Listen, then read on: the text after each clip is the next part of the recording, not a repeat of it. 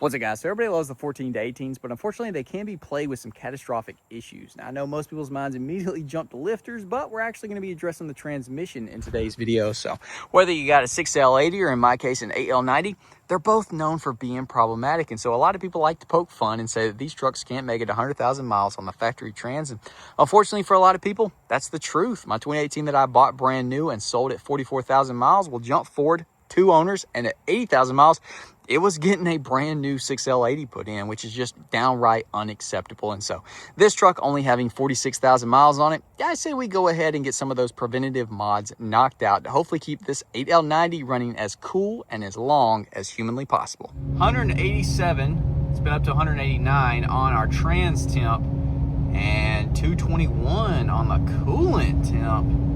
I've seen a bunch of people talk about the old 6.2s getting a little warm, and we've been flogging on her here, you know, filming the exhaust video.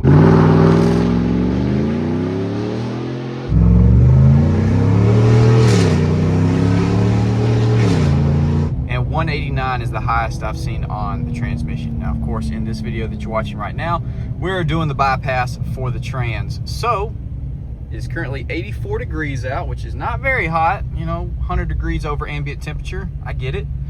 A little warmer. Hopefully this bypass works wonders, but here it is with the stock one.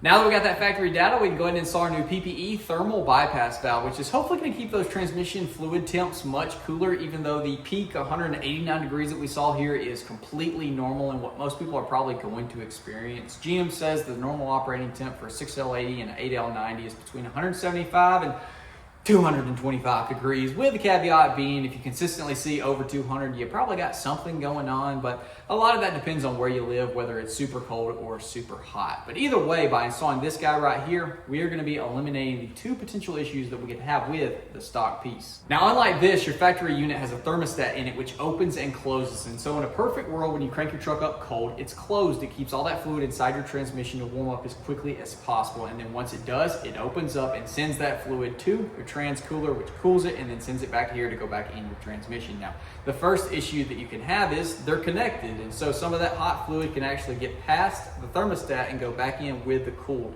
So you never really have that full cooling potential that it was designed for. Now, the second and worst thing that can happen is that thermostat can fail, potentially closed, keeping all of that fluid stuck in your transmission and never allowing it to get up to your cooler, which we all know how that ends. So by swapping that guy out for this, which is a solid chunk of aluminum with a hot fluid out and a cool fluid in passageway, we're never going to have that issue. As well as we got this little plug on the side with a magnet on it, so any potential floaties that we got, we're going to catch them before they go back in. So it's a super easy install, which is hopefully going to make us have a much longer and cooler life out of this 8L90. Let's go ahead and throw it on. So for starters, if you got a 2-wheel drive truck, go ahead and count your blessings, because you're going to have a direct line of sight and plenty of room to work with. But for us 4-wheel drive guys, we got a drive shaft directly in the way. So there's our factory piece, 10 mil on the lower, 13 mil on the upper. Your lines are held in down here. We're not going to mess with that until we get all of this broken free, so we don't put this end or the other end at a strain, potentially damaging one of the lines. So let's grab our 10 mil, 13 mil, bust this guy free. We're going to start with our 10 mil on the bottom. Both of these are very low torque specs, so do pay attention to that.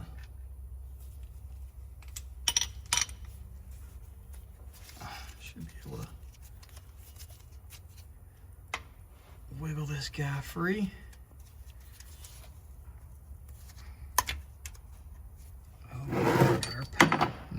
Nice. You are going to want your pan down below, which I have, because she's going to leak some fluid just like that. It appears that our fluid color is pretty decent. Got a little cherry red to her. Let's see if we can get in here with our 13 mil.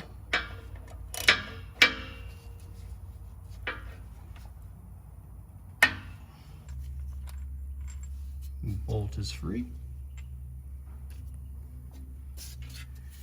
And we should just be able to finesse this guy out just like that. Have some fluid inside of it, of course. she's free. So if you notice, our O-rings are still on our lines, as well as this gasket right here, which we're gonna just, carefully take off. Should we take it off? I don't know if we should take that off or leave that on and put the other one on there. We'll see. I'm gonna get a lighter in here, clean it up some, figure out, should we pull that out or leave it in and just put the other one on. I don't know what the heck is dropping past right now. Now, I did say to go ahead and transfer this over, but since it's stuck in there very securely, I don't want to goof it up, so we're gonna transfer it over this way by just putting the new one onto it, mounting it that way. We also got to remember to tighten that guy down because I have not done that yet. All right, we're calling that good because I don't want to overdo it. And now we're gonna try to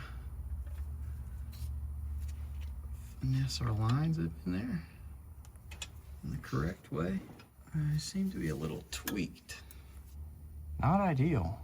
I guess I'm gonna call PPE and see if they have any insight. All right, so I gave them a call, and unfortunately I was informed that on some of these models you have to actually bend the lines, which I never like to hear because things can go real bad real quick when you're having to bend these lines. But they said on certain models that's just what you gotta do. So, I don't know how the best way to even bend this freaking line would be.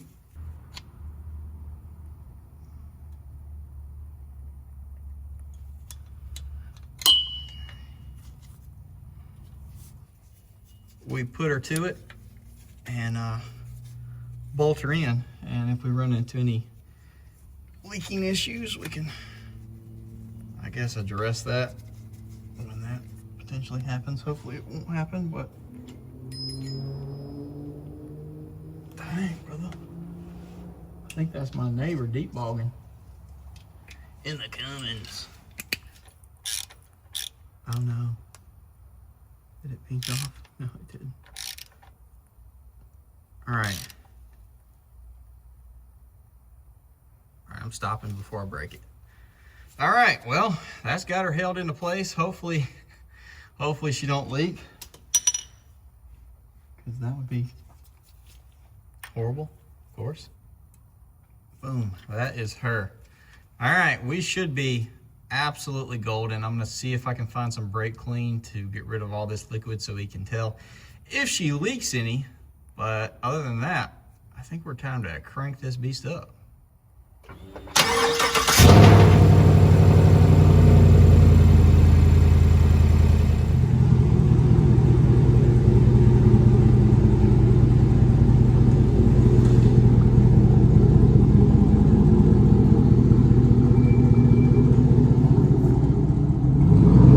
Thankfully, after initial startup and pulling her around here, we have no leaks whatsoever. Hopefully that trend continues. So I say let's go ahead, hop in this thing, go for a drive, see what our trans fluid temp stays at.